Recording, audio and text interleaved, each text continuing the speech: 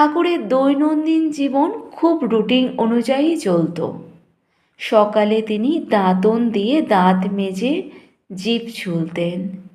সেবক শশী মহারাজ ঠাকুরকে মুখ ধুতে সাহায্য করতেন।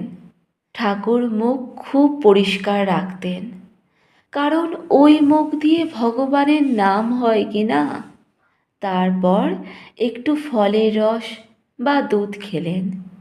গলায় ক্যান্সারের জন্য সলিড ফুড খেতে পারতেন না। দুপুরে শ্রীমা সুজির পায়েস বা পালোর পায়েস খাওয়ালেন।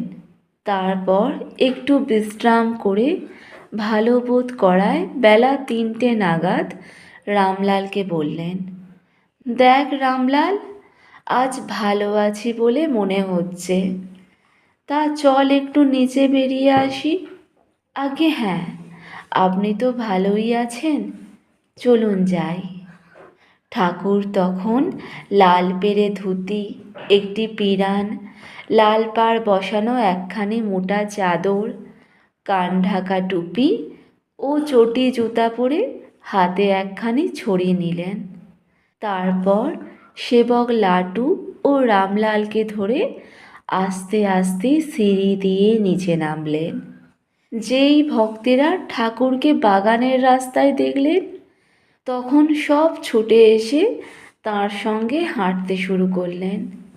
লাটু মহারাজ যখন দেখলেন ঠাকুর দিব্যি ভক্তদের সঙ্গে হাঁটছেন, তখনই তিনি ফিরে এসে শরৎ মহারাজকে সঙ্গে নিয়ে তাড়াতাড়ি ঠাকুরের বালিশ, লেপ, তোশক দক্ষিণের ছাদে রোদ্দুরে দিয়ে ঘরটি ভালোভাবে ঝাড় দিতে লাগলেন।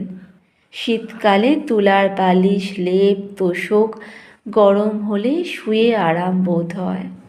ঠাকুরের শিষ্যদের গুরু সেবার পিছনে এই যে দরদি মনোভাব বা ফিলিংস, তা আমাদের মুগ্ধ করে।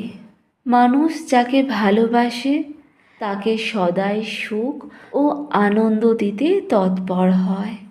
বাগানের সড়কির রাস্তা যেখানে বেঁকে গেটের দিকে গিয়েছে, ঠাকুর সেখানে পৌঁছে গিরিশকে জিজ্ঞাসা করিলেন নিজের সম্বন্ধে। গিরিশ, তুমি কি দেখেছ যে অত কথা যাকে তাকে বলে বেড়াও? ওই রাস্তার ওপরে হাঁটু গেড়ে গদগদ কণ্ঠে গিরিশ বললেন, ব্যাস বাল্মীকি যার কথা বলে অন্ত করতে পারেনি, আমি তাঁর সম্বন্ধে অধিক আর কি বলতে পারি?